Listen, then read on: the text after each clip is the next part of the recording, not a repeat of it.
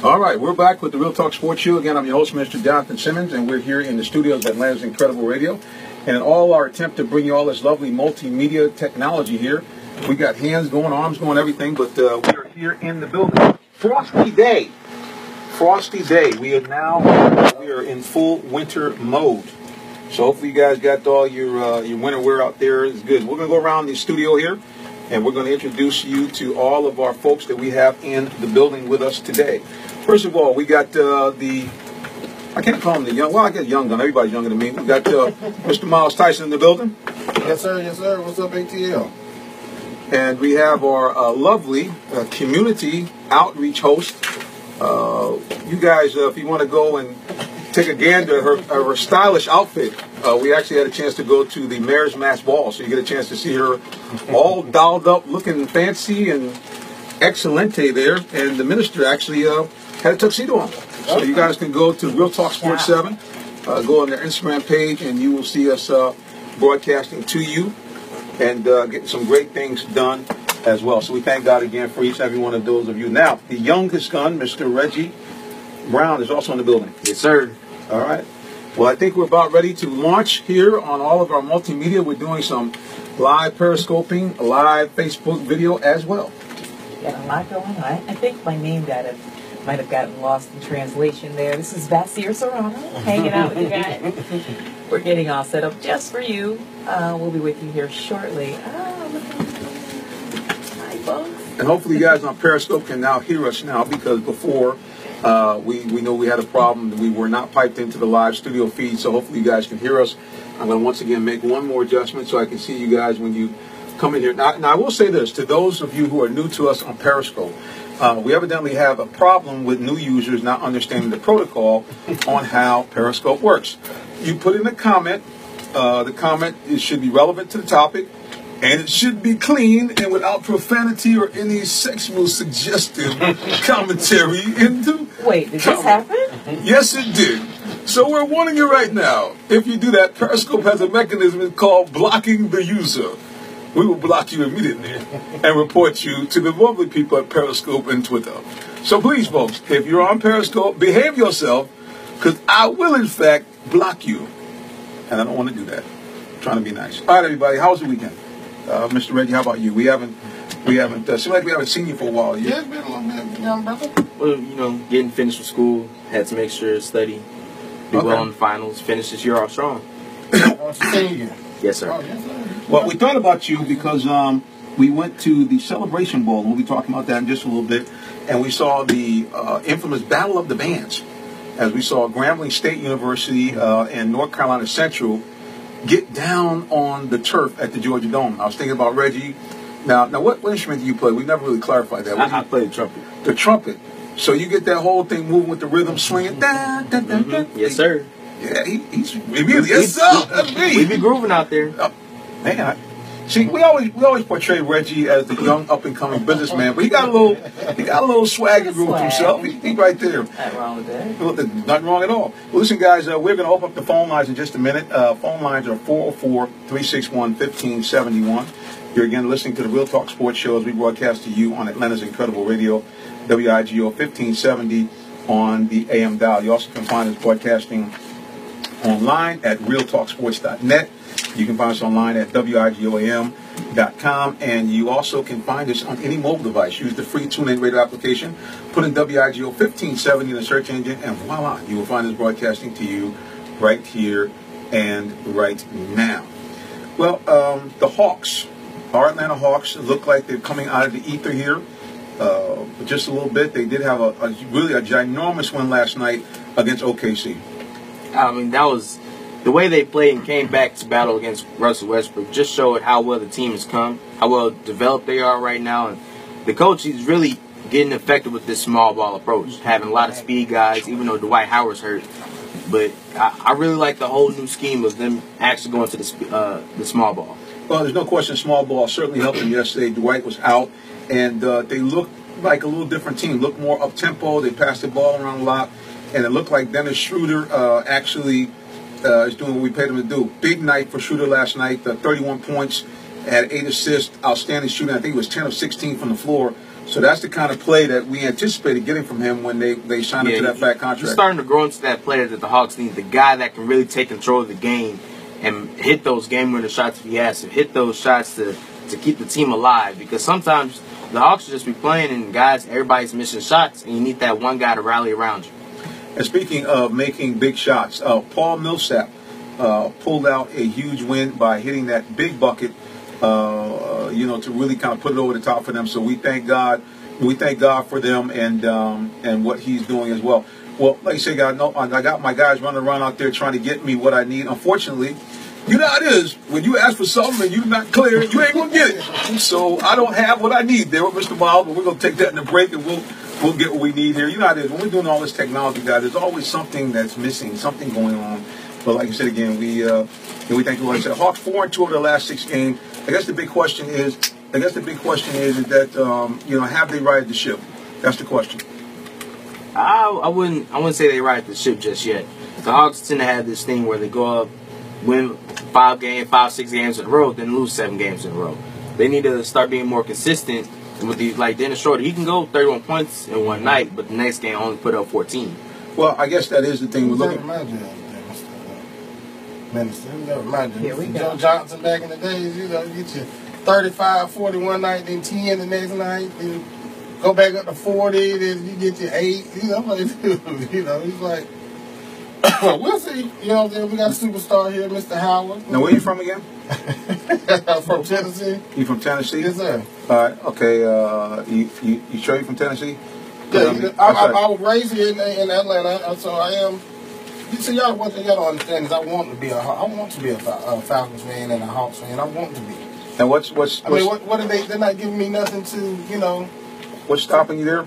I mean, because you seem like you have no interest in Atlanta teams at all. I am interested. I'm interested. Excuse me, I should say you're not interested, but you're interested only in, just throwing shade. No, I gotta give it to them. They had Mr. Schroeder he comes to play sometime. I still ain't heard that recording of you saying LeBron said they give him problems. I'm still waiting for that. Oh, okay. Still waiting for that one. But, I'm going to have to dig that out of the archives. I see you put me right on there. Well, listen, we want to give a shout out to, looks like, I can't pronounce that. Looks like SLIFGCM. I'm not sure what that is, but on Periscope, thank you for joining us. I don't know what that, I'm not going to try to pronounce that, guys. We'll let that go. We thank those of you who joined us on Periscope, though, and hopefully you guys can hear the broadcast well. If you cannot, please put in the chat. We can't hear you, and we'll be more than happy to make some adjustments on the volume as well. Well, now here's the other thing. Do you think the Hawks need anything else to get them over the top? I mean, there's already when they were floundering, losing 7 straight games, there was talk about a trade, but I'm thinking, who can they really trade with? I mean, I'm kind of baffled to, so at the end of the day, I think they need that Thiago Splitter to help, with Dwight Howard and everything.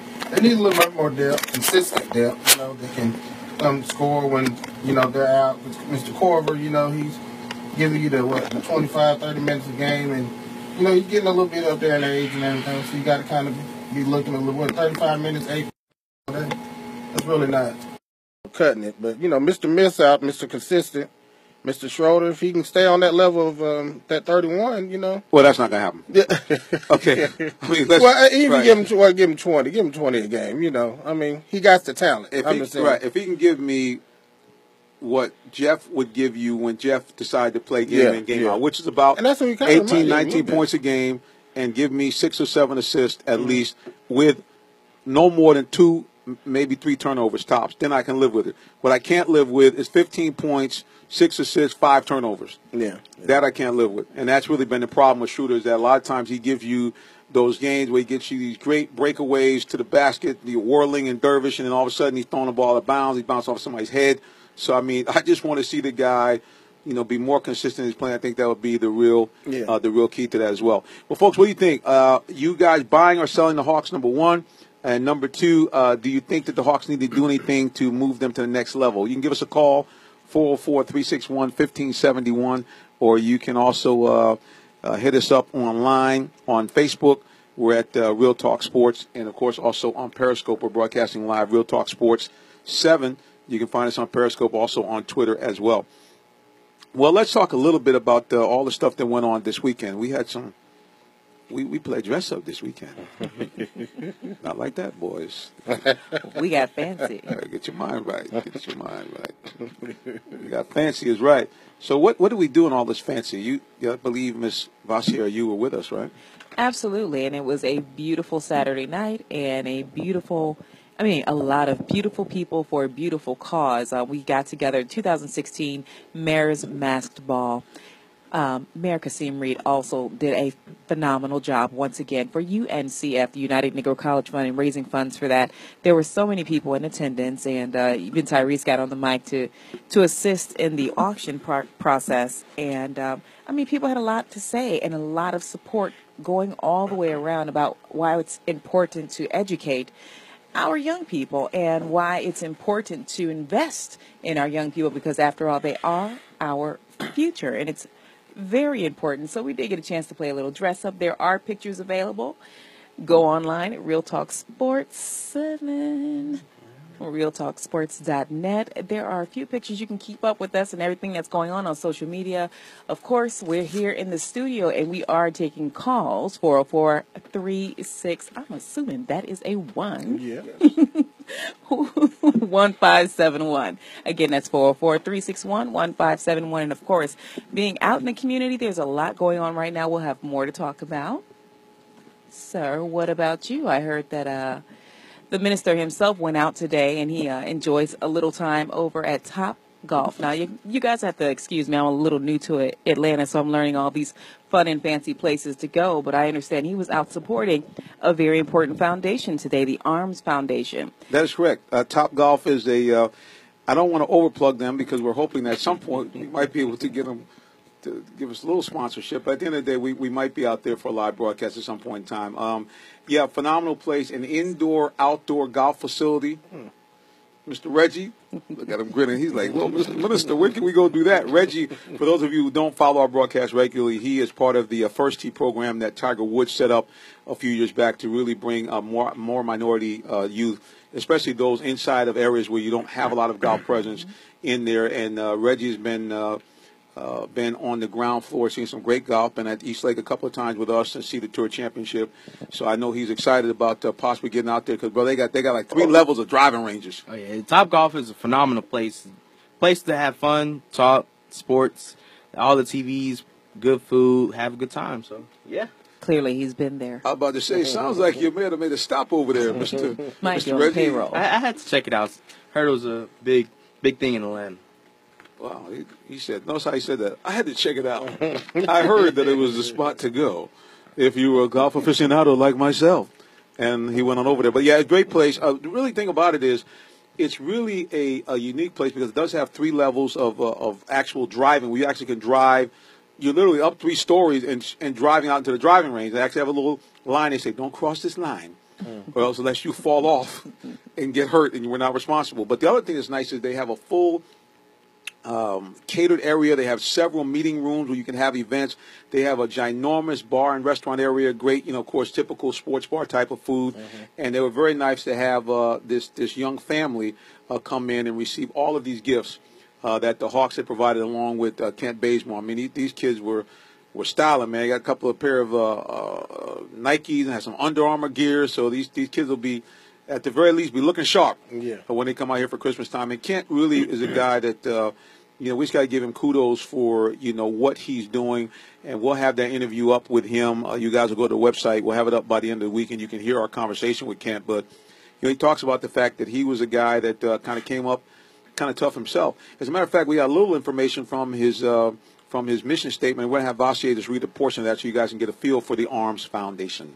Absolutely. I mean, Kent stepped up to the plate. He wanted to make sure the same experience that he had, or he's having as a player, is available to children. And so he formed the ARMS Foundation, and it's a reflection of his own experience and philosophies. And it continues to grow into a haven for children of all ages to build relationships, gain confidence, and most importantly, play basketball. And it's very focused on healthy competition, helping them to advance in health status and the welfare of children and young adults, and competition, physical activity, education, healthy life habits. So important, not just for ourselves as adults, but also for our children. Start them early and get them involved. And Kent provides an opportunity to do that with the Arms Foundation.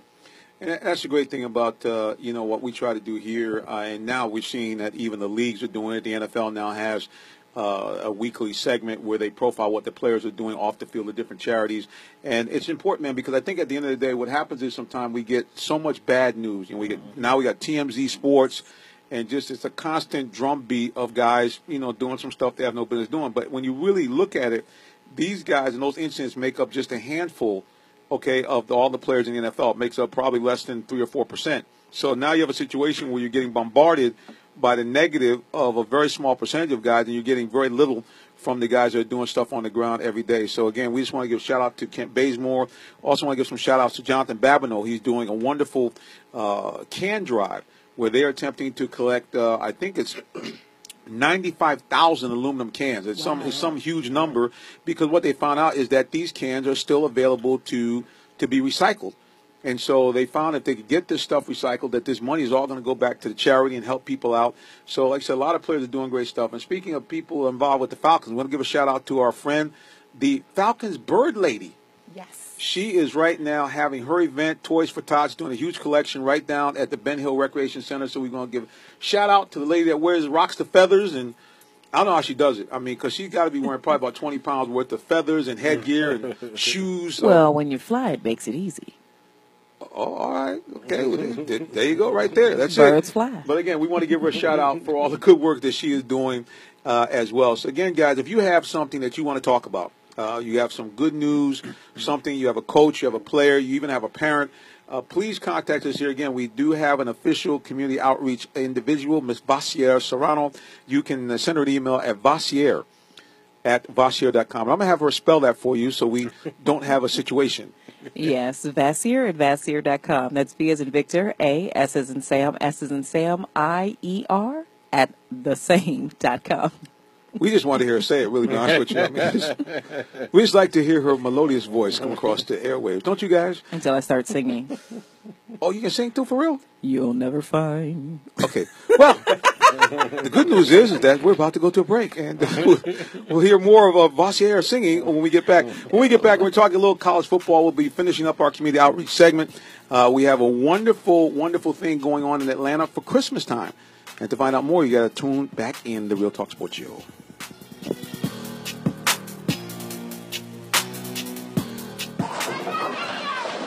Hi there, my name is Tim Mullen, General Manager of Pinstripes Family Entertainment Center in Stockbridge. Now is the perfect time to schedule your holiday party. Big or small, we cater them all. 2 hours of bowling, shoe rental, choice of one of our freshly prepared spreads, like the pasta meal or southern barbecue meal. Your holiday party is waiting for you at Pinstripes. Pinstripes Entertainment Center, 3478 Mount Zion Road, Stockbridge. Call 770-302-0786 or online at pinstripes9.com. When you need a vehicle for your business, you need superior performance and quality service. You need Bellamy Strickland Commercial Trucks. They're in McDonough, Georgia, just south of Atlanta, and can meet your Isuzu, GMC, and Chevrolet commercial truck needs. Their friendly staff will help you find the fleet trucks and vehicles you need at a price you can afford. Their 35 years of experience and commitment to quality have earned them the loyalty of customers throughout the U.S. Check out the website at www.bellamystricklandtrucks.com or call John Winter, the general manager, at 770-954-3017. Bellamy Strickland Commercial Trucks, the truck capital of Georgia.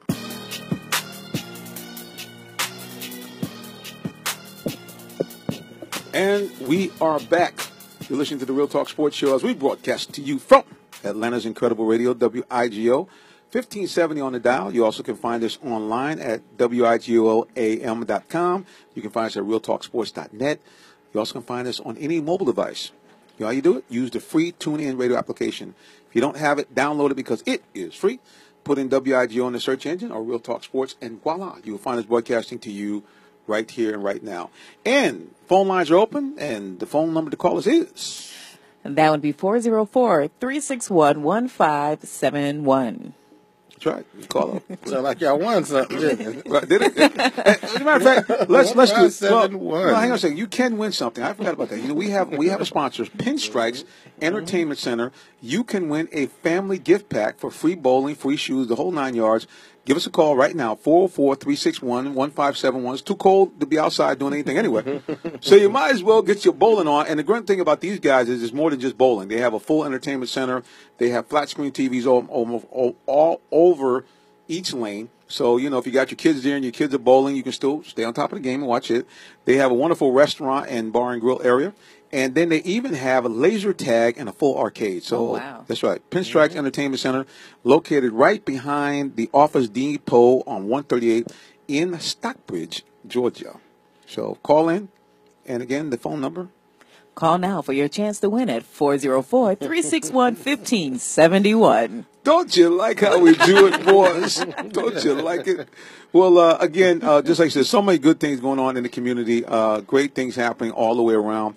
We had the Celebration Bowl this weekend as well. And the NFL actually did a career forum. What they did, they reached out to the conference of the two teams that played, the SWAC conference, which is the Southwestern Athletic Conference, for those who are neophytes to the HBCU setup, and MEAC, which is the Mid-Eastern Athletic Conference. They had students there, man. First of all, it's just good to see the young guns out there, you know, trying to make the next step in their career. Yeah. Like you. Yeah, I mean, that's a very big deal with these college students. These guys being able to come out with the NFL and see what's next for them, see what's going to happen after they graduate, maybe get some internships and start their own thing. Well, the other thing that's pretty cool is, you know, looking at it again, and I know sometimes people say, well, you guys are talking about the black thing. But, I mean, at the end of the day, we want to make sure, because there's so much negativity, so much, you know, angst going on right now. We just want to let people know that there is hope. There's a lot of great things going on in this nation. Flawed though they may be, there's a lot of good stuff that is still yet happening. So we want to encourage people to stay the course and to not kind of get sideways when these things happen, because they're going to happen. Like I said, the NFL reached out. They had some players there, and what really got me was the number of young African-American executives. Either guys were VPs or general managers on the teams. They were public relations managers, and now they have what they call them communication managers, because the guys were saying that so much things happen now in real time with social media and other things that these guys have to manage. And to see that, as a matter of fact, to see a former player now in the upper echelon, Troy Vincent, a former 5-time All-Pro, played for the Eagles, big-time hitter. He is now a vice president in one of the divisions of the NFL. That's excellent. Yep. Amazing. Yep, guy, you know, graduated from Wisconsin with honors and just a sharp young man. But he talked about the fact that, you know, it's a process. And I think sometimes that we kind of want to circumvent the process. I mean, I know I do. I don't like process. The process usually means a little pain, a little sacrifice. I pray for patience every day. Every day. But at the end of the day, you know, that's what's required. And if we can kind of grasp that, it's amazing all the great things that we actually get accomplished and actually do. So, again, we thank God for all the great things that are going on in the community. Now, speaking of Celebration Bowl, it was actually a game.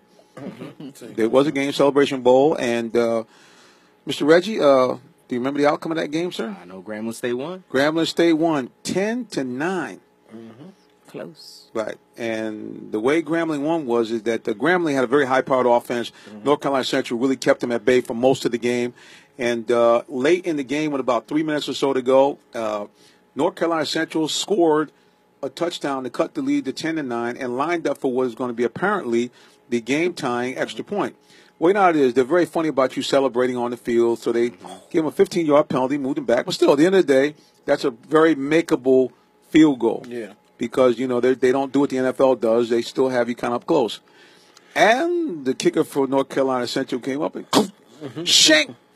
And the Grambling got the ball back and basically ran out the clock. But not before some excitement. There was an onside kick that North Carolina Central actually recovered, but the ball did not go the necessary 10 yards. Oh, okay. So they had to kick again. Grambling got the ball and ran out the clock for a 10-9 victory, breaking the hearts of the guys in North Carolina Central. And these guys, the thing about North Carolina Central, I got to give them kudos because they really said we wanted to be in this championship game.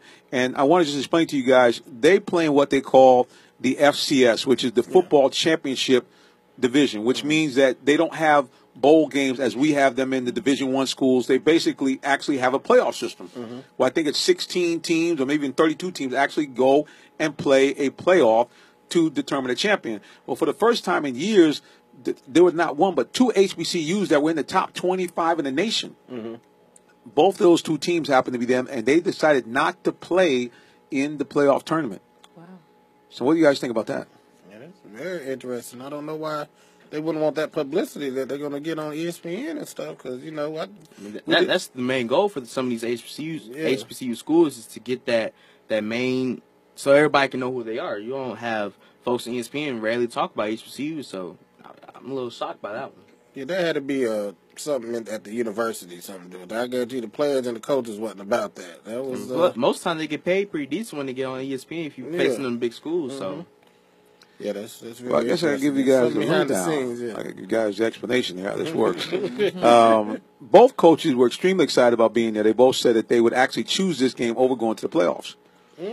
Reason why is because they have a contract, the HBCUs, and this game has a contract with ESPN.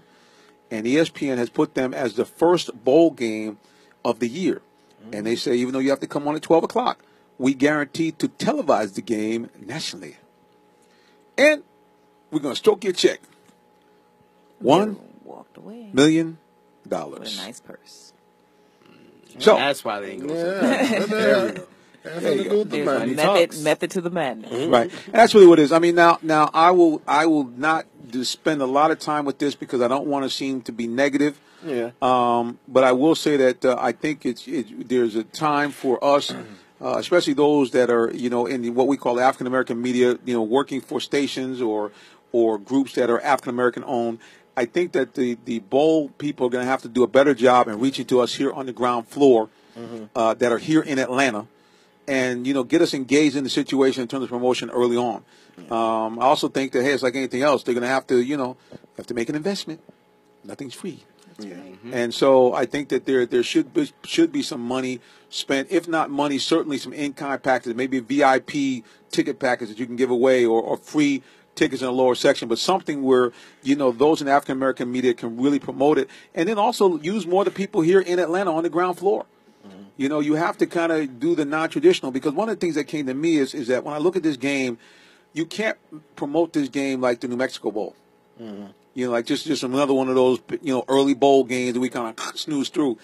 If we say this game is the championship of black college football, then it should be kind of have that air to it, and we should kind of even promote it in the community that way. You know, aggressively across the nation. It should be, you know, because that's the thing that's kind of been difficult is the last 2 years they've really not had, you know, a full house. Yeah.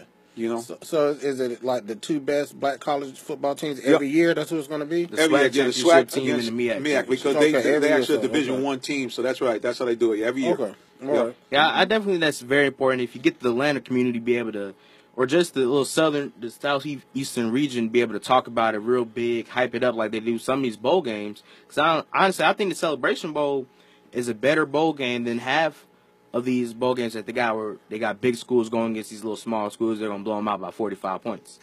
You know, you actually want to see an interesting bowl game. And so, yeah, they definitely have to do a better job of promoting it. Yeah, it's definitely, I understand the promotion thing, but, I mean, as a competitor, I would like to be in the playoff and see if I'm the best in my, you know, league, too, FCS. So, I understand that, but, you know, like you said, at the end of the day, the money is probably better. Most of these schools ain't really getting $1 million check for one game. I can assure you they're not. And maybe that's another solution. Maybe they can find some way for these guys to be able to play in this game and still be able to get somehow and play in the tournament. Yeah, the playoffs. You know, I mean, because I mean, from my perspective, you would like to have that aspect of saying, okay, we actually have a shot to be the national champion of the entire nation. Yeah. Black colleges and, you know, the regular colleges as well. So, I mean, at the end of the day, man, I just think it's a situation where it's a great event. It has a lot of potential to be bigger in terms of bringing the former players in from the HBCUs, getting some of the bigger stars out. I mean, we have some good guys. I mean, you'll be able to see my interview with Aeneas Williams. You know, here's a guy that just was inducted to the Black College Football Hall of Fame. He also was inducted to the National Football League's Hall of Fame. Guy, one of the best defensive backs in history. And I love the interview with him because we didn't walk the same path, but he in a more advanced way walked the path I walked in. He's in the car business. He actually owned a car dealership in St. Louis area. He is a pastor. And guess where he pastors in the St. Louis area? Where do you think his church is located? St. George. What? You say it again? What was the guess? George. No. I don't know. He took a shot. He actually is a pastor in Ferguson, Missouri. Oh, wow. Yep, and like I said, you guys will be able to see that interview at the end of the week. He tells me a great story of the conversation he had with Demar Ferguson in real time. He actually got a call right after the incident happened, and just a tremendous testimony of what he's doing. He said that's where he felt the Lord wanted him to be, was right there in Ferguson, right in the middle of it. So, again, this was great to see him and see some of the other guys that, had played in the league, played in done great exploits in college. Again, Celebration Bowl, Grambling wins 10-9, great potential, but I just think they need to do a little bit more to bring a little bit more excitement to that game. Well, speaking of excitement, no lack of it here, college football playoffs, then there were 4. We got the Ohio State Buckeyes. I get it straight. Ohio State.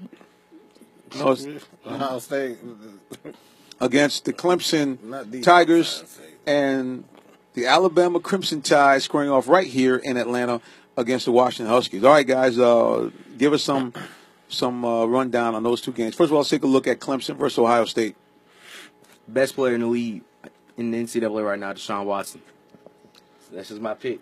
I think he's a better quarterback than Lamar Jackson, but hey, he's definitely. You said that a couple weeks ago. And then he looked at me really, Mister. Yes, I'm just letting you guys know I'm not riding on the ACC bandwagon. But yes, Deshaun Watson.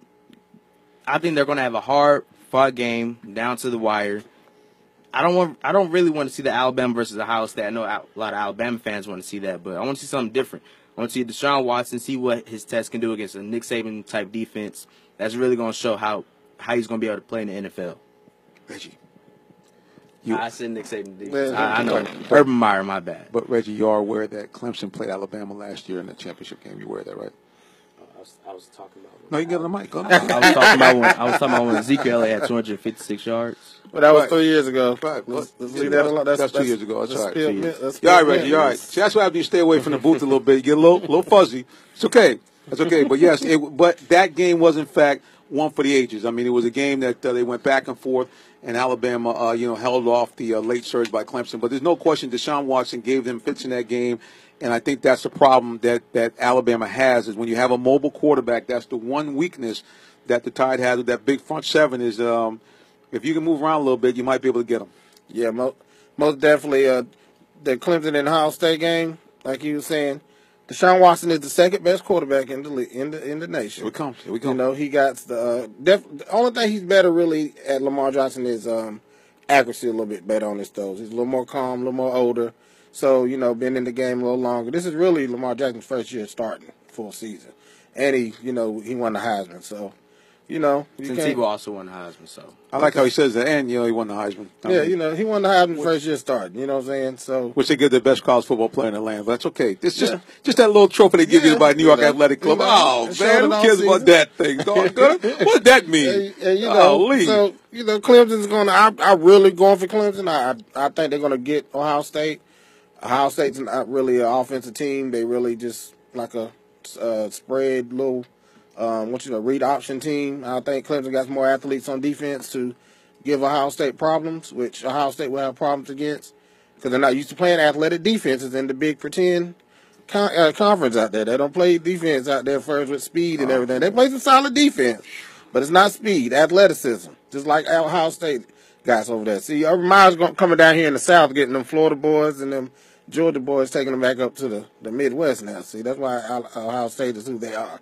The Ohio State University that they are, So, hold up, man. It doesn't matter where you. I don't get it. It doesn't matter where you get your players from. That's what recruiting. That's what I'm saying. That's why they're so talented down there. I mean, up there in Ohio State. Urban Meyer, his pedigree down here in Florida. He done carried it up there. He know what he was doing. But at the same time, they're not going to. Please help me. Please. They're not going to be. They're not going to beat Clemson. Clemson played against that talent all season long, and I think it'll be a game first half. Clemson's going to run away with it, 10 or more points second half. Wow. All right. Well, that's Clemson, Ohio State. I just want to know why every time he says Ohio State, he gives me the side eye. Well, because he doesn't want to. He doesn't want to actually say the Ohio State Buckeyes. Yeah, I'm just giving him he starts to that little thing in his neck starts to tremor like this. He can't even get it out. He can't even say he can't give them respect that they're due. Well, listen, speaking of respect, we're going to come back and talk a little bit more about the college football playoff. You're listening to the Real Talk Sports Show, and this is WIGO AM 1570, Atlanta's Incredible Radio.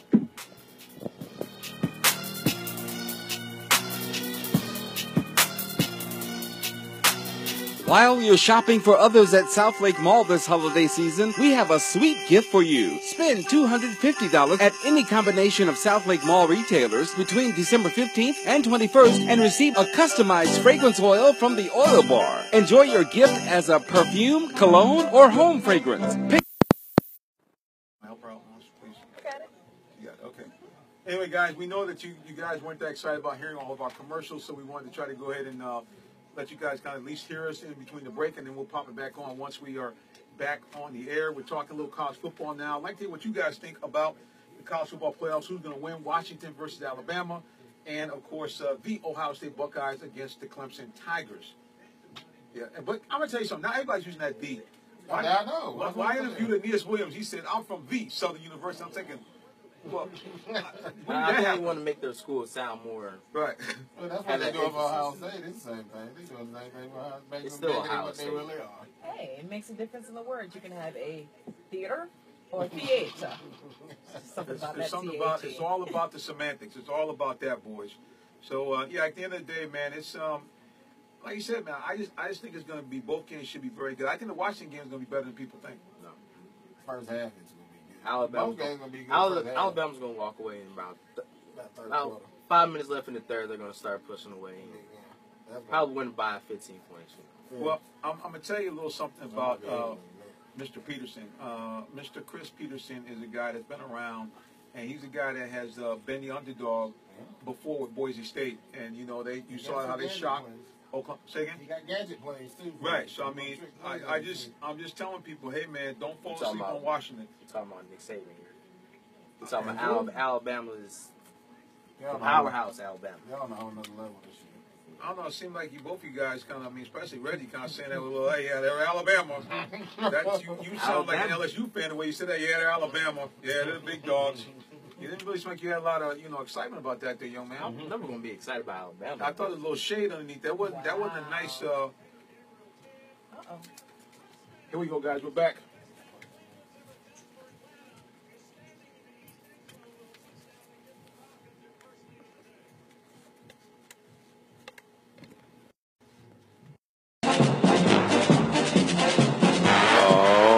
All right, we are back. You're listening to the Real Talk Sports Show as we talk a little bit more football here. Want to get your picks in for the college football playoffs, and then we'll talk NFL, especially about our hometown Falcons.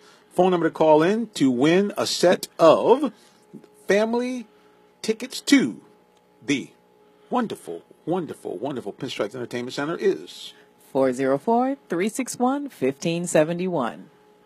Ooh-wee. Don't that sound like you want to call right up and say, yeah, I want me some tickets, man. Well, yeah, they're right here for you. Please, please, man, please, sir. It's a great place to go. Have a great time right here in Stockbridge. Like I said, great food, great atmosphere over there at the Pinstripes Entertainment Center. So give us a call, folks, and you can join. We had a winner a few weeks ago, so why don't you join right in here and grab yourself some tickets. All right, guys, you're thinking that it's going to be a cakewalk, Washington against Alabama. I definitely think Washington's going to come into the game, try to hit Alabama in the mouth, hang in with them first half. Second half, get right back in there, and Alabama's just going to show them, hey, we really the big dogs in this thing. We're just going to walk away from it. Yeah, I agree with you. They do got the Washington, in my opinion, of the best receiver in the country. Besides maybe head-to-head with the Oklahoma guy. Westbrook. But I'm talking about Ross for the Washington Huskies. Now, he's probably net to net with. I don't know if y'all seen him play this year, but the boy's bad. 4.29 40 speed. I mean, he's moving. 4.29. 4.29. He's that moving. Means he's going very fast. Yeah, so that's what that means, boys. So I think he could give Alabama some problems. If there is any type of weakness on that defense, it might be the deep ball on the secondary. If the quarterback can stand up that long to get it off, so it could be problems. But at the end of the day, the tide's going to roll on into the championship, and it's going to be another good year for Alabama. Well, again, I think it's going to be an interesting game. I do think that it really just depends, man, on one thing. It all gets down to this. If Alabama does not turn the ball over, they're almost an unbeatable team. Mm-hmm. That's really the bottom line. If they do turn the ball over at all, Washington does have some offensive weapons in Jake Browning, who I think, I'm not sure what's going on. He had about 2 or 3 game slump. I think that with these 2 weeks worth of rest, he'll be ready to go. And you also got to remember they got Myles Gaskin, their running back. That guy almost 1,400 yards on the ground. So look for him. And John Ross, of course, over 1,100 yards receiving. And the guy has 17 touchdowns as well. So Washington's not sleeping. We're going to go to the phone lines here. Welcome to the Real Talk Sports Show. And who might we have on the line? Well, hello there, partner. Hello there. How are you, sir? I'm doing great. You got all. I am enjoying the show. I'm gonna tell you something right now. You got all of the young guns' ears got real perky when you came on with that voice and said, "Hello, partner." Like, what? Hello, partner. I was happy to hear that it was a lady. I tried to give other people a chance to call in, and it's getting close to that hour. I said, "Hey, I'm listening. I'm going to call in if nobody else does." Well, I love it. I love it. Well, now, what do you think here about the college football playoffs? Do you have any particular dog in the fight, ma'am? I don't. I just enjoy the sport with college football more so than I do the NFL. Even though I'm a diehard Packer fan, to me it just seems like the college teams are so much more into the game. So I just enjoy all the teams. Well, now, for those people who are now, all the eyebrows are raised, let me explain who this lady is. That is the spiritual soldier, April Seminach. She comes on with me every Wednesday morning here on the Clarion Call Show. So get your minds right. Get your minds right. Get them right, boys, right there. Well, yes, sister, well, we appreciate you, man. And the Packers, I mean, here's the thing. Remember what was said from our man. I know. He said, we're going to run the table. And so far, so good. Packers have won all their games, and really what's going to get down to is they have 2 more games to play. If they win them both, they, in fact, will win the NFC Central because they would have the tiebreaker over Detroit. So Aaron Rodgers might be a prophet. That's true. And here's the other thing. That's true. I'm not disputing. They might end up coming back here for a return trip against the Falcons if that happens. I don't want that. Atlanta don't want that. Right, because, I think Atlanta wants that issue. No, the way that Atlanta's playing right now. Well, Atlanta's playing pretty good. But at the end of the day, I think that what you're going to see here really is I think you're going to see 2 good games here in these college football playoffs. I think that Washington is going to play better than what everybody thinks, especially if Alabama makes any mistakes in that game. I think, again, Washington has the kind of offense to do some business. Now, in the other game, you got Clemson against the Ohio State Buckeyes. Any picks in that game, sister, before you go? What do you think? Any picks? Well, I have to say that if I have to choose somebody, I do think Washington is underrated, most definitely. And must say, because I have 2 kids in college in Ohio, I'm going to have to go with Ohio. Oh, woo, woo. Oh. She picking underdogs in both games, baby. Oh. My earphones ain't working. Oh, man. Washington's going to be Alabama, my brother. There's a little bit of hating going on in here. You have to I hear some hateration. Hateration. That's what's going on right here. Because here's the thing, Miles really, anything that's not Southern, he ain't feeling it. I mean, to be honest with you, he tried to put on a good front. Oh, excuse me. There is one thing Southern that he just doesn't have any affinity for. Is anything out of Atlanta. Wow. Well, I'm a Northerner all the way. I'm from New York, Me so too. I'm from Connecticut. I'm going up north. I'm going up top for any choices I make anyway. There you go. Except for my Green Bay choice. Well, Green Bay's Northern team too, so I mean, there you go. Well, it is up that way. You right across the tie. Well, listen, how can people find out more about you and what you do? Because we just actually have finished our community outreach segment, and you actually are someone who really does that in real time. Tell people quickly a little bit about what you do and how they can find out more about your organization. Awesome. Well, I have an organization that's a 501c3 called Woman to Woman and Associates, and we assist women in crisis from domestic violence, homelessness, and substance abuse right here in South Metro Atlanta. We are on all facets of social media. We have a Center of Hope right smack dab in the middle of our great city of Riverdale, and you can reach us at our office number, 770-376-7879. There you go, right there, the spiritual soldier. You also can hear her right here on Atlanta's Incredible Radio, WIGO, every Wednesday morning, bringing you a nifty segment called Motivational Moments with the Spiritual Soldier. So check us out tomorrow morning, 9:30 a.m. right here on same station, WIGO 1570. All right, sister, listen, we appreciate you, and good Lord willing, we'll be back at it tomorrow. Yes, sir. See you tomorrow. God bless. Well, a huge supporter of the show, and again, that's somebody that really gets to it because what she does is that they've actually, from time to time, had to do interventions. You know, they have to hustle women out of the house and get them secured somewhere else and get money for them to eat and food and clothing. I mean, just literally got to get them out or else. So we appreciate what she does in real time. That is hard work, and a lot of people can't do it. So we thank God for her and thank God for just her energy to keep to do it. Well, I mean, again, you look at Clemson, Ohio State. It really gets down to the quarterback play. J.T. Barrett, if he plays the way he's capable of, Ohio State is going to give Clemson all they can handle and then some. Deshaun Watson, if he's on top of his game, Clemson can roll. I mean, there's no ifs, ands, or buts about it. They have one of the best teams in the country, most explosive offense in the country. And there's really a guy that doesn't get a lot of publicity, but I think he could be the turning point even if they play against Alabama. And that's their running back, Wayne Gallman. You know, here's a guy, 1,000-yard back. He rushes, probably using around 6 yards a carry, 15 TDs. So I think that he could be really the wild card, whoever Clemson plays. Because, like I said, if he gets the ball, man, I saw him here against Georgia Tech. He's a big old boy. Yeah, that's if they give him the ball, though. They really don't run him consistently like that. They do, 45, 50 passes a game sometimes with Deshaun Watson. And why wouldn't you? Deshaun Watson, 3,900 yards in the air, 37 touchdowns. You're throwing to the sensational Mike Williams back from that bad neck, almost 1,200 yards receiving, 84 receptions and 10 TDs. So, yeah, I mean, they're like an air offense. But, again, you know, when you get in the playoffs, defenses get a little tighter. Mm-hmm. The coverage gets a little tighter, and the players are better. Mm-hmm. So, again, I think look for Wayne Gallman to have a impact in this upcoming game against the Ohio State Buckeyes. As a matter of fact, I think he's going to need to play an integral part if they expect to knock off the Buckeyes. I know everybody is thinking that, it's just a Clemson cakewalk. But like I said, Ohio State, this team, when you think about it, over the last 3 years, I think has lost, 2 or 3 games? Mm-hmm. They're right behind Alabama as far as, There you go. That's why they got the favoritism already. That's why they there without winning the Big Ten championship. That's why. Okay, boys, let's look at some records here. Now, I know you don't like to deal with stats, Mr. Miles, but the college football playoff has been in existence for 2 years. This is the third year. Okay, mm-hmm. There have been 2 champions. Mm-hmm. One of them is Alabama Crimson Tide. The other one is Ohio State. The Ohio State Buckeyes. Ohio State. So, before you kind of just give them the little. And keep in mind, there is one coach out there. Well, actually, 2 of them now. But there's definitely one coach that's not afraid of Nick Saban because he's actually beat Nick Saban head to head. Several times.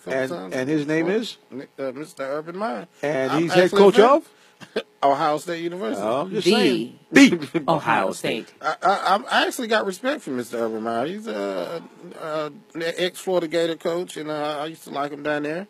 Run the offense, his offense down there, the read option with Mr. Tim Tebow. The very underrated quarterback, should be playing in the league right now, so that's my opinion. That's my opinion. Heisman Trophy winner, where is he at? Okay, I see we're taking more and more shots here, boys. This is how we do it, taking shots left and right. Well, anyway, so we got the picks. Everybody's going here. We got a split booth here. We got half of us going, looking at Alabama and Clemson to meet once again in the rematch. Yeah. And then we have a caller and maybe somebody coming on the fence looking to Ohio State and Washington to pull a shocker.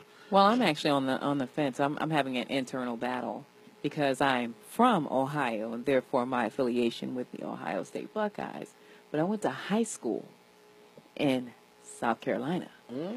So now I'm really like, what am I going to do? Are you a Southern gal or you go orange? I'm comment. See, that's the other thing. Immediately the Tennessee guy jumps on orange. Yeah, give me some orange. Right. Let's do that. That is my favorite color. Oh, hey. Well, let's jump now to our Atlanta Falcons. Falcons, 2 big. I think that's somebody's phone ringing. Is somebody calling somebody? Is that my phone? Oh, look out. Busted. Hold up. I can't answer this call right now. I'm on the air. So I'm going to just say this. Okay, I will call back because I'm on the air. And there you go. So that's what we'll do. In any case, guys, you know me. I'm keeping it real. Phone rings. I'll answer it on the air. I don't care. I did it Urban Meyer. Remember, he was in the middle of a press conference. His wife called him. Said, honey, make sure to bring the milk home. And he went ahead and picked that up. Well, anyway, speaking of bringing the milk home, here's what we got here. The NFL has announced their 2017 Pro Bowl rosters, which, good Lord willing, since in Orlando, I might be making a trip I moved here from Orlando. We may be making a trip. We Oh, may be snap. going several times for different reasons, but All right, well, she says she looked like she might be rolling out herself. There we go. Okay, well, at the end of the day, they have announced the 2017 Pro Bowl roster. And guess what team leads the NFC in most players selected for that team? caller, are you there? The Atlanta Falcons have an NFC leading not 1, not 3, not 4, but half a dozen Atlanta Falcons are heading to the Pro Bowl, baby. Led by the big three from last year. Matt Ryan, Julio Jones, and Devonta Freeman. Speak much, sir? How you like that? No words? You know, I'm dude, happy about this. Oh, you know I got to go now. It says this year's Pro Bowl features a return to the traditional AFC versus NFC. No more that dumb. What was it? What they used to have was they had Michael Irvin against Coaches stupid. Oh, I'm sorry.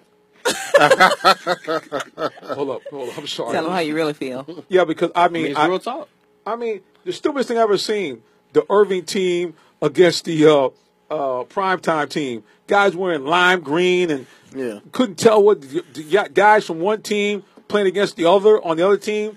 So I remember Luke Kuechly laid the wood to one of his own players. I'm like, come on, man. Come on. But this is what you want right here. This is what you want. I went back to normal, huh? Back to normal, baby. Hawaii? No, Orlando, man. Because they knew you did just say Orlando. Yeah. Orlando, man. Now, who do you think is the overall leader with most players on in the league, period? NFC and AFC. Who do you think, what team thinks leads overall, has the most players on the Pro Bowl? I thought you said the Falcons did. Falcons have the best in the NFC, but there's an AFC team that has even more. Okay. The AFC got to be Ding, ding, ding, ding, ding. You haven't won it. The Oakland Raiders have 7 players on the Pro Bowl roster. Well deserved. Well deserved. And head-to-head, Falcons against the Raiders during the regular season.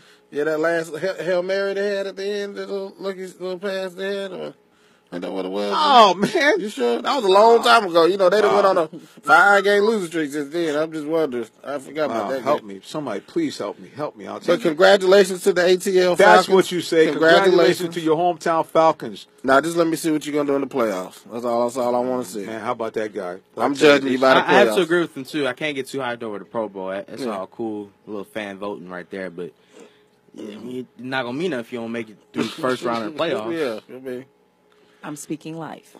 That's what I'm talking about. Well, we'll go over the lineup real quick in the NFC. Let's take a look at this here. And it looks like we are fading fast. I think I'm losing power on my screen here. Where I have Reggie tap the screen really quickly to see if we have any more life left here.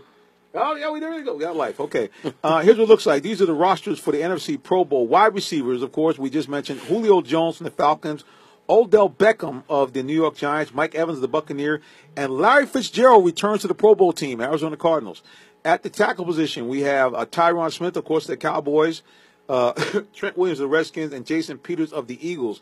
At guard, Cowboys still rolling. Zach Martin, a beast. Brandon Schreff of the Redskins doing well. T.J. Lang of my Packers. And now you see that the split thing here. You're already scared of him already. At the center position, Travis Frederick of the Cowboys, and backing him up, Alex Mack of the Atlanta Falcons. Tight end, Greg Olsen, Panthers, Jordan Reed, the Redskins. Quarterback, Matty Ice, starter, Matt Ryan, the Falcons, Aaron Rodgers, the Packers. Dak Prescott of the Cowboys makes the Pro Bowl as a rookie.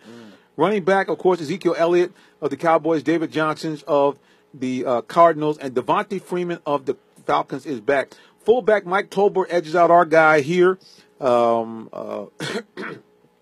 Pat DeMarco, Mike Tolbert of the Panthers goes ahead and get that. On defense, of course, what we expect, Everson Griffin from the Vikings, Cliff Averill from the Seahawks, Michael Bennett from the Seahawks. Interior lineman, Aaron Donald of the Rams, Gerald McCoy, Buccaneers, Fletcher Cox of the Eagles. Outside linebackers, starting at outside linebacker, number 44, Vic Beasley of the Atlanta Falcons. And guess who the place kicker is? Also of the Atlanta Falcons, Matt Bryant, Mr. Consistent, 41 years old, still knocking him back. All right, we got a caller here. I guess all this Falcon talk has shook up the lines. Caller, welcome to the Real Talk Sports Show. It's Blow the Roof Off. Blow the Roof Off. Blow the Roof Off. Blow the Roof Off. Oh, we got a situation now. Here we go. Please, somebody call the fire department. We want to give a shout out to Alpuz54 on Periscope. Thanks for joining us. I also want to thank the people here on Facebook Live. I can't read that, so we're going to have Vassier tell us who has joined us on Facebook Live, please. Okay, if you say so. All right, so you're going to grab the mic so we can hear her. I can't see that. Oh, okay. I'm sorry. Praise the Lord. All right. Well, we don't know who joined us on Facebook Live. We'll check that a little bit later. But we have Blow the Roof Off on the line. All right. State your please, Blow the Roof Off. What you got going on?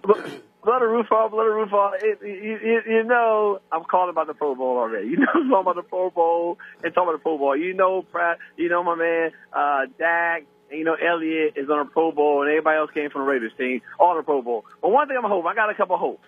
Well, first thing, I'm glad they moved the Pro Bowl from Hawaii, because a bunch of thick men with their shirt off, with tattoos all their body, and a bunch of thick sisters that wasn't sisters, but they look like sisters, but they thick like sisters. But that's another conversation. Now, back to this conversation here. Now, I hope that my great buddy, number 22, from Dallas Cowboys, you know who that is. Yes, I Emmitt hope Smith, he on the yes. sideline with the same outfit he had on Dance with the Star. I hope he on the sideline coaching with the same outfit on. Wow. Wouldn't that be a sight? To see him in tights all over again. Whoa. Man, Whoa, that's barefooted. Wouldn't it be something to sight on the sideline in Florida with that Dance with the Star outfit on? That'd be something sparkly for sure. Now, a couple of ideas I want to talk to you about. The Atlanta Falcons. Actually, they got 6 players on the team. I am amazed, and you are amazed. I can't believe that anybody would dare put Atlanta Falcons on any team besides their own team. I don't want them on their own team. Why they get on another team? But that's my own personal opinion. All right. I think that Blow the Roof Off, you've not been looking at the stats. Matt Ryan is 3rd overall in passing. He leads the league, or is one of the league leaders in passing efficiency, and he could be the first player in years since, well, actually I shouldn't say, he should be the first player since Tom Brady to average 300 yards in the air and a 110 or above passer rating. And there was an interesting stat. They said every person who has reached that level either won the MVP or finished second, one of the two in the balloting. Third don't mean nothing to me. It was 3 Stooges too, and they all look a fool. So what's 3 got to mean? What's 3 mean to me anyway? It was 3 Stooges, and they all was so big. Now, back to you a little bit again. Where the old Barry White at? Barry White in today? No, Barry White is not in today. He took a sabbatical. He's not with us. But I'm sure. This is a little off football, but I see you at the Mayor's Ball over the weekend. It's beautiful. Now, that little thing in there with you, was she at the Mayor's Ball too? If you're talking about our community outreach person, Ms. Vassier, yes, she was there. She wore a lovely black gown, which I'm sure all of you saw that. Lovely jewelry ensemble. Yes, she was there. She was the belle of the ball. I seen what she had on. I seen what she had off, too. That was beautiful. Lady, Okay. You look beautiful. Thank you. Now, Thank so you very see you much. later. Blow the roof off. All right. Well, that's Blow the Roof Off. Okay, someone please call the fire department so we can get our roof back on here, because Blow the Roof Off has done the best he could to blow the roof off. All right, guys. Well, I mean, always excitement when that guy calls. I mean, Yes. just a lot of business going on. He's a happy man. We see that. So we're excited about that. And we also know people watching on Periscope, you're wondering why the screen is fading. That's because I have about 3% power left on the iPad. So if we disappear near the end of the broadcast, we just want to say thank you and God bless. We appreciate all those of you who have joined us here on the broadcast. And also those of you on Facebook Live video, I'm going to find out who you are during the break, because I will admit my glasses won't let me see the screen from this far away. But we appreciate all. What's that, the laughing point? No, I'm with you. I need visual aids, and that's a joke. I'm with you. I have a vision problem. Hey, let's laugh at the preacher. He can't see. That's great. I'm glad you didn't ask me to look over there, because I would have been straight. Okay, let's get it straight. I mean, you wouldn't be laughing. I'm in the car driving, and you in the car. You say, "Oh man, I hope the guy's all right." You would be, be chuckling. Oh, there you go. Okay, well, let's everybody tighten up. Tighten up. Speaking of tighten up, phone lines are open. You can give us a call. You got a shot here. We're going to keep these tickets out and available because we want someone to win this, because these things are great event, great place. And so we're going to have that phone number for you one more time. It is 404-361-1571. That's right. So call us up and you will get yourself a set of a family package of free bowling, free shoes at the Pinstripes Entertainment Center, located in Stockbridge, Georgia, right behind the Office Depot on the highway at 138 in Stockbridge, Georgia. Well, you heard the rundown there. The Falcons did a good job. 6 players on the All-Pro team. Do you think they can run the table and not only get to the playoffs, but possibly get a first-round bye, or certainly up as high as the 3rd seed? What do you think? I definitely think they can get it up to high as the 3rd seed and clinch into the playoffs, but that's one thing. Is making it through the playoffs is the next thing. Who they line up to go against once they get third seed? Somebody like Green Bay. I mean, Aaron Rodgers not going to get to the middle of the playoffs. He's been there. Matt Ryan really hasn't been there much. I think Aaron Rodgers is a more developed quarterback. He might throw a couple more Hail Marys and might slip up. All right, Miles. Well, to piggyback off what Mr. Reggie said, yeah, they get the third seed. It's possible that they could get that third seed that they beat went out, which is a big if. You know, the Carolina Panthers did win this past weekend. They got back in the winning kind of. They did, and they look, and it's like Devontae Freeman says. At the end of the day, man, these guys are going to play us tough. They're not. This is a division game. Not going to get in here and just lay down. They're going to play hard. And they're traveling to Carolina. So we're gonna see about that. So I wish the Falcons well. Please, somebody help me, please. I wish him well. I just hope he don't throw no goal line. No, you don't. Just tell the truth. You don't wish him nothing. You want to see a loss, you come here and say, Minister, I told you they're gonna choke up in the stretch. That's what you really want. Well, they got some help with Tampa Bay losing. Tampa Bay lost, so they got some help. Just secure. They don't have to look back that much no more right now. They ain't breathing so much down in there. So buddy, they got a little space for them. But hey, like I said, the Falcons are about a year away with that defense. They're young, but I really like what Mr. Quinn's done with that defense. I really like it. Here's the thing. Bottom line, if this defense can keep injury free, they have all the potential to be in a year or two, a dominant defense. Yeah. Because I don't think any of us here, even me, because I'm a big Falcons fan, but big fan of Vic Beasley. I don't think nobody, not me, nobody, even Dan Quinn could have predicted that Vic Beasley would go from a guy that some people are calling a bust to a guy that right now is in the running for Defensive Player of the Year and leads the league in sacks at 13.5 sacks a game, leads the league in forced fumbles with 6. I mean, this guy has just been a terror. I mean, every week he gets better. The more they switch around, move him up. I mean, Vic Beasley is starting to, he's what they drafted him for. Right. He's living up to his name. And I definitely think that's what the Falcons need, more players to step up like Vic Beasley. They've been doing so, but the guy's just phenomenal. I mean, he's forcing the quarterback to move out the pocket more, rushing the quarterback. And once you start doing that and putting pressure on the quarterback is one thing that the Falcons were lacking last year. That helps out the defense and gives Matt Ryan some more weight off his back. He doesn't have to drive down the field and get 6 points every time. Yeah. Well, the interesting thing is when you look at the situation the Falcons have right now, like I said again, defensively, these guys are just what it is. They talk about this. They say, "Hey, man, we are more in sync. We have better communication." And like I said, these guys just look. I mean, they look like they are a team to be reckoned with. Yeah, he's definitely better at the position of linebacker where he can read and attack. A lot of defensive players like that better when at the college level he was just so dominant and strong. He was just getting through there, but in the NFL, where he's a little smaller for the defensive lineman, where now he can read and attack and use his athletic ability to get in the back and still use his pass rushing skills too from the linebacker position when he gets up there with a blitz. So they really, like I said, Mr. Quinn's a master at the defensive side. So we're gonna see if his defensive expertise come out. But once again, you notice I'm saying the defense is the top 10 maybe in the next year. No, they still on the other side of that ball. We still got somebody to worry about in crunch time. But I'm just saying. Okay, all right. I'm just worried about the defense. Now, I just want to ask you a couple of questions. So I'm just clear. Okay.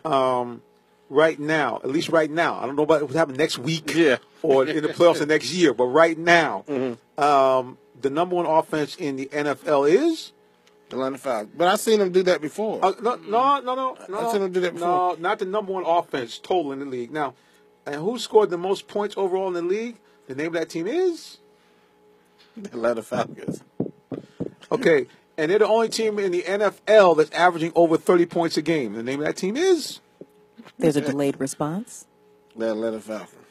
And I think that kind of rests my case, Mr. Officer. I'm going to rest my case right there. I mean, at the end of the day, listen, man, I mean, anything could happen. I mean, you're right. The Falcons could choke up.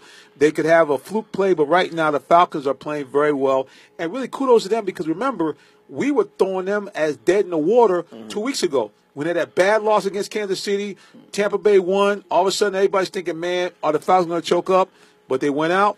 yes, both of these teams are bad, but we've known in the past where the Falcons have played against teams they should have won, and they played poorly. In this case, they beat the brakes off of both of them. But they still got two more. They got two big rival games. They sure do. Carolina and New Orleans, and that game gonna be right here. And they both capable of beating the Falcons. Last regular season game in the Dome. Be there, be square, baby. They're both very capable, but like I said, I really wish I want the Falcons to progress through the playoffs. Notice how he couldn't get the word out. I want the Falcons to win. He could only say, I want them to progress. couldn't even say, I want the Falcons to win. And he stuttered. I want them to progress. It's not easy putting them two together like that in the playoffs. I had to think of a word right quick. I had to think of a word. Oh, this man. But I really do wish they would. Hey, man, don't tell people on my show, man, because they're going to start looking for me. Hey, you run the show. That guy just slamming everybody. He's out of control. Who is this guy? Hey, man. The numbers look good. They do. We'll see what they do. I mean, I don't want to say how you the number one team like that with all that offensive firepower. You 8-6, 8-5, or 9-5. They're 9-5. Yeah, 9-5. I'm sorry. Okay, they're one game away from double-digit wins. They have improved over last year. Oh, they definitely games, right? So they've done. Listen, let me ask you a question. If someone said at the beginning of the year the Falcons will be 9-5, would everybody be happy or no? Right now, at this point in the season, would everybody be happy? Well, I expect it. If I was a Falcons fan and you tell me that we're going to be 9-5 at the beginning of the season, I think you lying to me. Yeah, it feels like you're going to be letting down my hopes because the Falcons, I respect them as a team and the quality that they have right now. Mm-hmm. But it's the fact that, all right, you put up 42 points to get the 49ers. They're just as good as Jacksonville this year. I don't want to hear it. And the Rams. Come on now. Okay, but that's what they did what they're supposed to do. They blew them out. They blew out the Rams. They blew out. And remember now, the Rams had a good defense. And they beat the brakes off of them, too. They got a good front four. Good front four. The Rams with no head coach. All right. You know what? I can't. Well, let me ask you this, man. Yes. Do you truly believe right now, in your heart of hearts, do you think Matt Ryan has matured enough to lead the Falcons to the Super Bowl? Well, it's like this. It's not even a matter of maturity. The guy's been in the league for 9 years. So it's not a matter of immature, not mature. The question is, I still see the old mature. Can he avoid the bad turnover? That's the question. Keep in mind, the great Peyton Manning had the same problem. Go back and read, man. He had, I think, 6 consecutive years out in the first round. So it's not like this is something new. And Peyton Manning's considered one of all-time great players. And remember now, in both Super Bowl appearances, he was not the MVP. Neither one of them. They had to rely on their running attack. And matter of fact, go ahead, Reggie. Sounds like you're saying Matt Ryan can take the Falcons to the Super Bowl. Absolutely. Well, yeah. That's just. Wow. Oh, wow. Where is it? I have. You gonna tap the mic? No way that the Falcons can make it to the Super Bowl from the NFC. You know what? They cannot beat Dallas. That's just a fact. Right now, man, I'm feeling some kind of way. I mean, it's Real Talk Sports. So I gotta be real. The Falcons, Matt Ryan, he's good right now. Yeah, he's top 3 quarterbacks in top 3 right now. Right. He's definitely elite quarterback now. Can't say he's not elite now. Elite numbers. Right. Elite numbers, yeah. Wow. But elite quarterbacks can take their teams to the Super Bowl. Elite quarterbacks can make it past the first round and first 2 rounds in the playoffs. Do you think Matt Ryan could really do what Tom Brady do with Gronk out and them Elderman out, and Matt Ryan could go with that offense, that talent they have on offense had do that Julio what Jones. All right. They would be nowhere near what they Well, funny you should mention that, fellas, because Julio didn't play in the last 2 games. I'm just saying. Julio doesn't he need didn't to play it down. The 49ers. But you were asking, could he do this if he didn't have this guy, that guy? Okay, his key receivers were Nick Williams off the taxi squad. Matter of fact, got injured, can't play, got the concussion protocol. So where are we going? They had a big play to Levine Tololo, a guy who allegedly can't catch from the tight end position. So come on, gentlemen, give the man. I mean, listen, I have been a Matt Ryan critic myself for a good minute. So I'm not going to try to make it sound like I've always been in Matt's corner, but this year you can't really fault the guy. I mean, you just can't. You know, there's a difference between a superstar and a star. You know, it's elite and just a very good player. All right. You know, it's different. He's not elite. Well, here's the question. He's not elite. First of all, okay, name for me your elite quarterbacks. in the league right now. Yeah, because you make it sound like there's a whole lot of them guys out there floating around. So name your elite quarterbacks for me, please. Tom Brady. Tom Brady. Aaron Rodgers. Aaron Rodgers, okay. Drew Brees. Who's having for Aaron Rodgers a mediocre year this year? Go ahead. I still put Drew Brees as an elite quarterback. Okay. And what's the New Orleans record right now? Are they 500? No. Okay. Next. How many rings does Matt Ryan have? Okay. Well, how many Brees. rings does Drew Brees have? One. Okay, don't make it sound one is like better than none. Drew One is better than none. That makes you elite. Drew Brees, who else? You got that's 3. I'll throw Ben Roethlisberger as your quarterback. He's almost naming the same ones I'm going to. Okay. All right. What else do you need? Well, it's not that many. There's 4. No, So you make it sound like I just got to think. There's Russell Wilson. I take him. I take Russell Wilson over him any day. Okay. And over Matt Ryan with the weapons he got. Oh my goodness, that's not even. I wouldn't think twice about it. So in other words, what you're telling me is that all these guys you predicted this year that the following guys I'm going to name would be like top caliber guys you said I got to have on my team. So in other words, you would sign up immediately. You remember now, this is at the beginning of this year. You would say, hey man, I got to have Aldrick Robinson on my team. Aldrick Robinson. Oh, you talking about the receiver? Right. I got to have Mohamed Sanu on my team. I mean, even at this point, I still wouldn't say I got to have him on my team. But I really predicted the Falcons to win at least 9 games this year. I predicted them to be 9-7. Right. I predicted that. Just buddy talk. At church and fellas around the crib. So if they could somehow squeeze out a win the next couple of weeks, they've exceeded your expectations. They exceeded my expectations. There you go. Yes, they would have. Wow. The bar's low. I mean, so they can hop over now. But listen, here's what's making the Falcons a dangerous team. Let's once again look. Matt Ryan was able to distribute the ball around to some guys that weren't named Julio. He distributed the ball to 9 different guys. Even again, Levine Tololo now has become this deep threat. He's always getting open for that one big play. Yeah. And Taylor Gabriel, another big game, averaging 20 yards reception.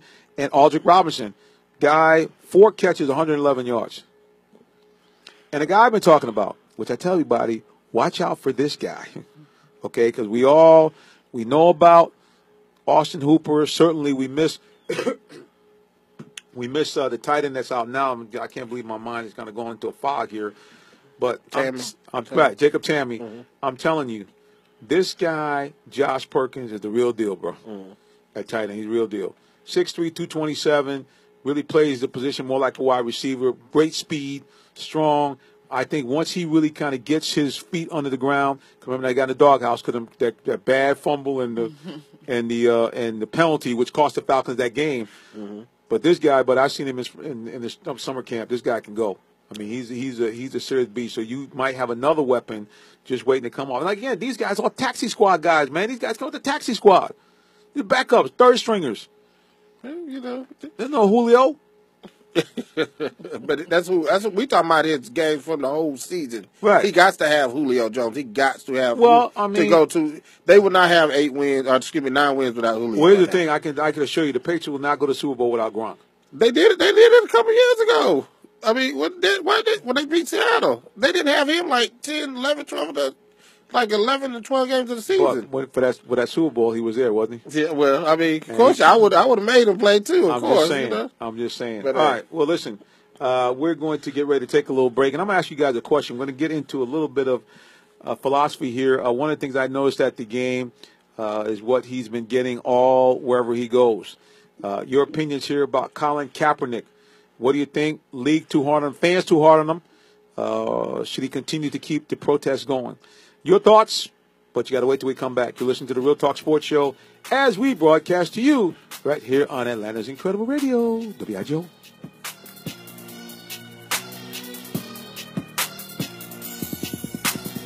Today, how to incorporate your business in just 10 minutes. Okay, so now can we tell who's there? Can we tell? It says April, Spiritual Soldier. Okay. La La Land. All right. Wow. Saint Manat joined. It's actually Laland, but that's okay. Okay. Oh, my bad. Laland. I'm sorry. Okay. No, that's okay. It was my first time. She mangled your name up, sister. That's all right. I'm so sorry, but you are awesome. Right. We're done in love. Okay.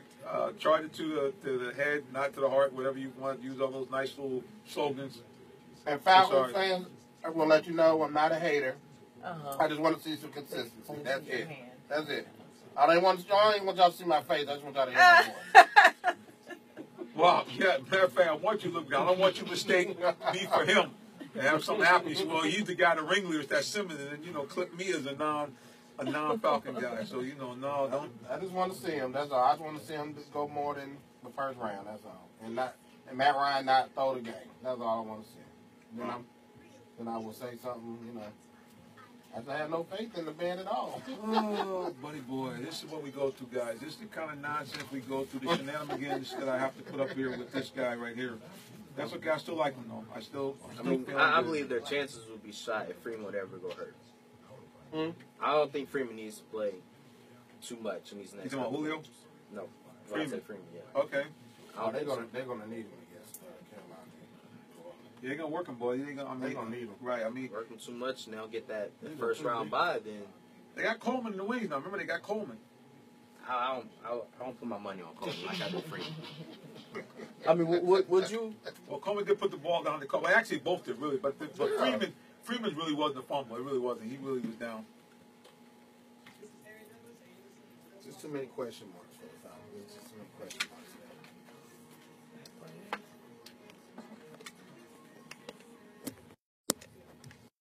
Yeah, they calling me a Jesus freak.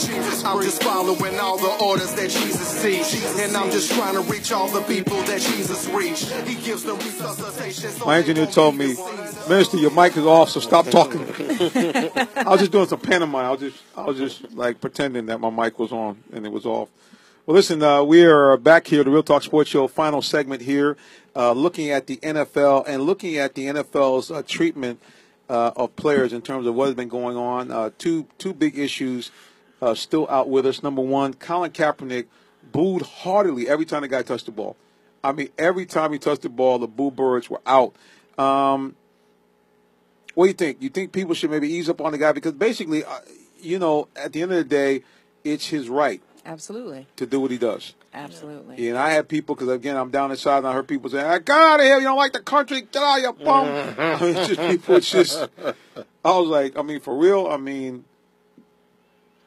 I think my thing with Colin Kaepernick is the first couple weeks in the NFL, when he made the stand, he took a knee during the anthem, started having all the players doing it. Everybody was backing up Kaepernick. But as you see, a couple more weeks go by, it starts to die down. The hype of that starts to die down. He still does it. He got the starting job, but now I think the fans are just like, okay, we start putting a little faith in you, giving you the coach put you at a starting job, and you're not doing nothing. Well, I think that's pretty much what the fans are going through. You got a guy who they feel doesn't respect the country, and a guy who can't play football right now. Yeah, so, I can agree with you. You're going to get some boos regardless for Colin Kaepernick at the moment. Mm-hmm. And he's a hot ticket right now, especially at the time when he was doing. That's when they actually started him. The 49ers was so terrible they needed to get some kind of attention or draw some attention to the to the league or to the team. So they brought in Kaepernick. Like you said, he got his right, but at the same time, it's a time where you just need to you said your piece, you said whatever you had to say, and just let it go. You know what I'm saying? Don't just like when the Cuban guy passed. He was putting on his opinion. I don't remember exactly. I can't quote his actual word for word. Castro. When he passed, he had something on Facebook or something that he went viral, and he said some stuff like happy or something. I don't know. It was some crazy stuff. But Stephen A. Smith was talking about it. He just started to talk too much a little bit. Just do your piece. Say your. I feel like Colin Kaepernick. He made his point, like you said. Yeah. But my thing is, he didn't keep going with the point. Yeah, he's still taking a knee, but. He's doing a whole bunch of stuff. Yeah. Take a knee, play some garbage football, then go home. That's all you're doing right now. Okay, what did he do again? He's taking a knee, play garbage football, and then he goes home. Wow. I don't see him doing anything else actively in the black community, trying to raise awareness. What else? What campaigns is he leading right now?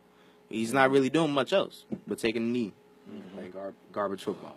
Well, I'm going to let Vashir, because he's been trying to cut in and say something here, so go ahead, ma'am. Just like all of us have a right to protest, however we choose, he is choosing to do a silent protest for what he believes in. Now, if he stops today or tomorrow, that doesn't mean necessarily that his stance on the subject has changed, because he chooses to show it out on the platform in which he holds. Whether people are going to like him for it or not, I'm not going to say they don't have a right to boo. They have a right to boo, but you need to respect the fact that he is standing for something. And the reason why he's taking that stand is because he does have the ability to be in a position so that so many people can see he has a reason for doing this. The reason why he is doing this is something that has been going on for a very long time. It's not going to die out because he stands up. Mm-hmm. If he stops taking a knee today or tomorrow, true, it's still going to continue. But he has every right, no matter what his job is. If I wanted to go out on the corner every day and take a knee on my way to work, that's my option. It doesn't, I mean, I do understand that he needs to play good football, but his stance has nothing to do with his job. So I think it's unfair if they're booing him because of his stance. If they're booing him because he's not playing well, that's different. But I believe the boos started before he was not playing well. It was because of his stance. So I think it's a little, there are a lot of other things going on in this world that people simply aren't taking a stance for. I mean, trivial, the way people are treating him, I believe. That's just my take. I kneel with him in the spirit. I don't have the platform that he has at this time, but you have to do something. And to your point about things fading away, he is, right now, he is the statue, if you will, of his point being made every time he takes a knee, where others have faded away, but the issue still remains. Well, I mean, the problem is very complex, and unfortunately we don't have much time to really discuss it. But at the end of the day, the problem that Colin Kaepernick is having is not so much him kneeling to the anthem now, but he's done some other things which are creating more of a problem. What Miles was referring to is that before, matter of fact, I think the day that Castro died, he was wearing a T-shirt with a famous picture of Fidel Castro meeting with Malcolm X. Okay, so now, especially, that was a problem because they were playing Miami. The next week. So you have Cuban reporters that, hey, man, this guy doesn't know the facts. They don't know what kind of oppression that the Fidel did. And like you said, that whole concept is, again, I'm not Cuban, so it's easy for me to sit here and say, I do know that he did some great atrocities. I do know that there was a lot of corruption in Cuba that set the climate for him to be available there. Okay, the mafia was involved, the U.S. government. So, I mean, let's not paint this so that, Batista was some great, nifty guy. I mean, the mob was right in the middle of it. Matter of fact, you can see sections of that in the Godfather movie. So it's a very complex of the issue. The problem with Colin Kaepernick is I'm always a guy that says, let's peel back behind the scenes. I have a question with the timing of this protest. The fact that this came out right during the election, and it basically polarized and I think energized a lot of the people that end up having Trump get in office, to be very candid. The other thing, too, is it came out that Colin Kaepernick himself didn't even vote. Now, people can say, oh, well, man, you have the right not to vote. But I'm saying if you're going to protest, then we know that the way action is taken in the nation is by doing political action. For him not to vote at all, I mean, it kind of doesn't make any sense. And then, putting the pigs on the socks. See, these are the kind of things that just, to me, I just question the timing of it and why he would do it on that platform. Because, like I said, to me, all that did was just create even more stupidity from those people that now have elected a president and who's now basically backtracked on everything that he's talked about he was going to do. But that's a whole other issue that we'll talk about a little bit on a non-sports show. Well, listen, guys, as always, the time has come to a close. We appreciate all those people who have been watching us here on Facebook Live Video, the people that tune in to us here, and we'll get some final comments as we go around the room. The young gun, Mr. Reggie Brown. To everybody, have a great Christmas. Stay safe and enjoy life. Yes, sir. Ditto, have a great Christmas and happy holidays to all. And shout out to Redemption Fellowship Christian Ministries, where Chains Are Broken, Pastor Lawrence Williams, and service Sundays at 11 and Wednesday night Bible study at 7:30. Absolutely. Have a wonderful, Merry Christmas, safe Christmas. Have a great time. Enjoy your family. That's what it's all about. And as always, whenever you stop trying, that's when you lose. There you go, guys. Well, I was tempted about breaking into a song, have a holly jolly Christmas, all other kind of stuff. But I'm not going to do that. You know how I close out. It's very important this time of season because this is the season. Jesus is, in fact, the reason for the season. So I'm going to tell you as I do each and every week. Please, man, please, sir, if you're not saved, if you don't know Jesus Christ, your personal Savior, get to know him today because nobody loves you like Jesus, like nobody at all. So on behalf of everybody here at WIGO, my happy crew here at the Real Talk Sports Show, I say Merry Christmas. God bless you. Remember, God is on the move. God bless you and good night. Go Vols. Anytime. Anytime a heart turns from darkness to light, anytime temptation comes and someone stands to fight, anytime somebody lives to serve and not be served, I know